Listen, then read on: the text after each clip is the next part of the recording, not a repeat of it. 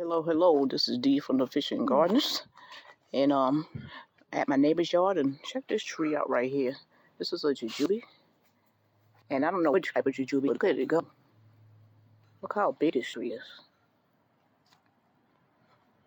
So we had trimmed the tree for my neighbor. Trimmed it all the way down, and it grew within a matter of about 4 months. It's back up there again, and I want you to check this out too. Check that out. All of those star fruit. This is another tree that we trimmed down for her. Look how big this starfruit tree is. Look at that. Wow. It's huge. So, hubby right now, my hubby, she wanted to remove some trees. And they were citrus trees. They weren't growing, so she wanted to remove those. This is still the starfruit tree. Look at all the starfruits on the tree. Still. Okay, as we go along, this was some more trees that she wanted removed. And this right here is a loquat tree.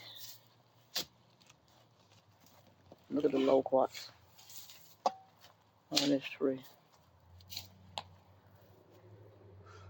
It's a beautiful tree. And as we come around, remember I was going to show you where the good passion fruits. She actually took a lot of passion fruits off, but look at the passion fruits. Look at those. And she actually thought it was dead. The vine was dead, but it came back. Look at this moringa. Now we done chopped this moringa for her over and over again. We come over here, and this is supposed to be some type of mango tree. We don't actually know which one is a seedling though. We chopped that for over and over again. It's coming back. And this is some type of cherry tree right here. Actually, what kind, I don't actually know. But it's some type of cherry tree here. It could be the Suriname cherry, but it doesn't actually look like one when it actually fruits. Yeah, so basically, come around here, and